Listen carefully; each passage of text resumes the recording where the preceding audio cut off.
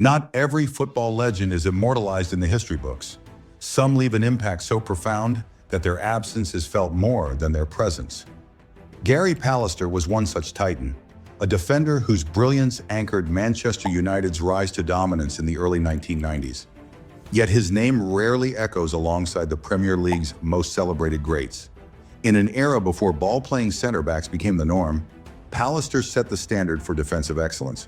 Tall, commanding, and deceptively quick, he was the foundation upon which Sir Alex Ferguson built his first great team. Alongside Steve Bruce, he formed one of the most formidable defensive partnerships in English football, leading United to glory at a time when the club was desperate to reclaim its former status. His presence at the back was as vital as the goals scored up front. But why is he often overlooked? This is more than just the story of a great defender. It's the story of a footballer who rose from the depths of non-league football to the pinnacle of the English game, a player whose resilience and intelligence shaped an era, yet whose name is rarely spoken with the reverence it deserves. Did English football truly recognize his greatness? And why does his legacy remain in the shadows of those he played alongside? Gary Pallister's journey to football's elite was anything but conventional. Unlike the polished stars who emerged from top academies, his career began in the unforgiving world of non-league football. Born in Ramsgate but raised in the footballing hotbed of the Northeast, his path was built on raw determination rather than privilege. He started at Billingham Town, a modest club where muddy pitches and tough opponents hardened him into a no-nonsense defender. His talent, however, was impossible to ignore. Middlesbrough came calling in 1984, taking a chance on the lanky center-back. But life at Ayresome Park was no easy ride. The second division was a battleground of grit and physicality, a relentless test of endurance and discipline. Pallister thrived in the chaos, quickly establishing himself as one of Borough's standout performers. He wasn't just strong in the tackle, he read the game with an intelligence that belied his years. His aerial dominance, composure under pressure, and ability to play out from the back made him a rare breed of defender. By the late 1980s, top-flight clubs were circling. At just 24, Pallister was already regarded as one of the finest defensive talents in the country. Then came the moment that changed everything. Sir Alex Ferguson's Manchester United, desperate to rebuild their defense, identified him as the missing piece. In 1989, United broke the British transfer record for a defender, signing Pallister for a staggering £2.3 million. It was a fee that raised eyebrows. Could a player who had never played in the first division justify such an investment? The answer would soon become clear. What followed was a transformation that would not only define Pallister's career, but also help reshape the future of Manchester United. When Manchester United paid a record-breaking £2.3 million for Gary Pallister in 1989, expectations were immense. It was a staggering sum for a defender, especially one who had never played in the first division. The pressure was immediate. This was an era when transfer fees defined reputations, and questions loomed.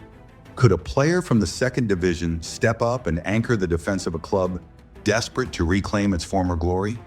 The transition was brutal. The weight of the price tag, the intensity of top-flight football, and the scrutiny that came with playing for Manchester United all tested Pallister. His early performances were inconsistent, and doubts began to creep in. But Sir Alex Ferguson saw beyond the struggles. He had signed Pallister for his raw defensive brilliance, his ability to read the game, and his composure under pressure. Ferguson gave him time, and that patience paid off. Paired alongside the rugged and fearless Steve Bruce, Pallister found his rhythm. Their partnership was the perfect balance. Bruce, the vocal leader and warrior-like enforcer, and Pallister, the composed, athletic counterbalance.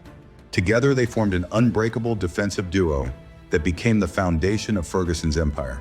The first sign of their dominance came in 1991 when United conquered Barcelona in the European Cup Winners' Cup final.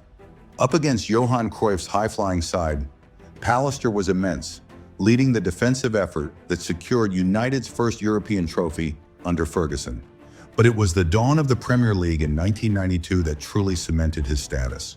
Manchester United ended their 26-year wait for a league title in 1993, and Pallister was at the heart of it all. His defensive leadership, ability to play out from the back, and dominance in aerial duels made him irreplaceable.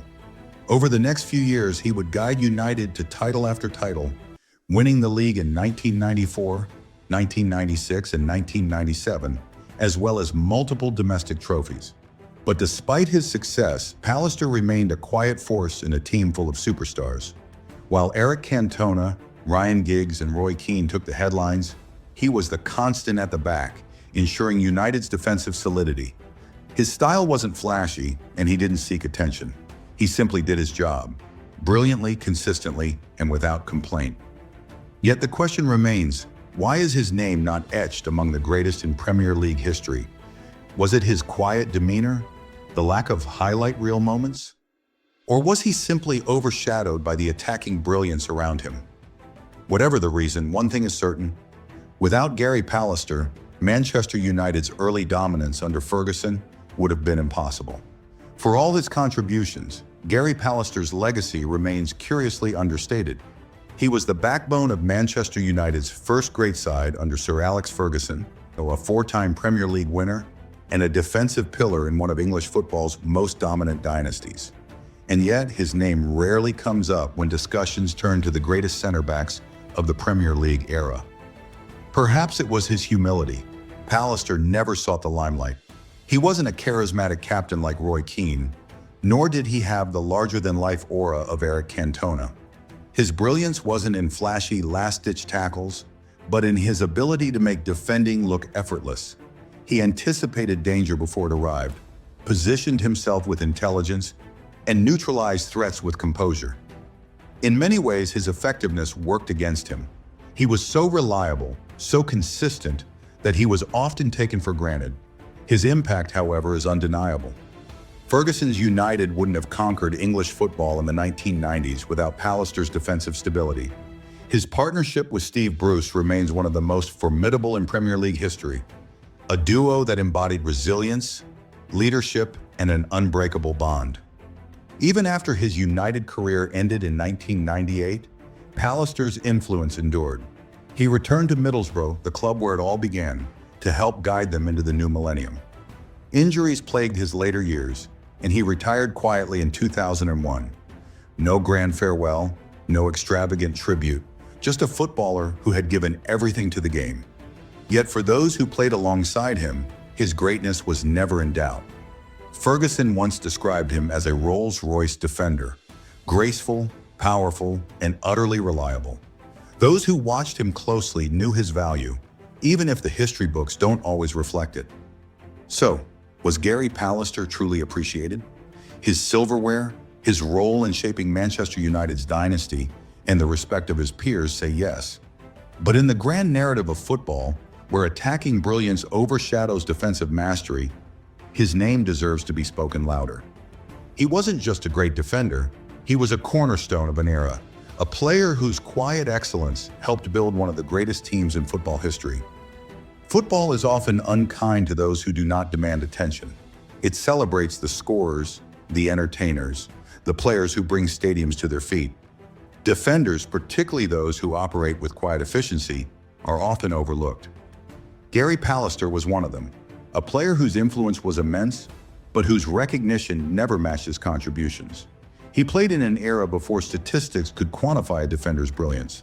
Today, metrics like interceptions, recoveries, and passing accuracy might have highlighted his intelligence and composure. But in the 1990s, defenders were judged by perception rather than data. And perception was often skewed toward the more aggressive, vocal leaders.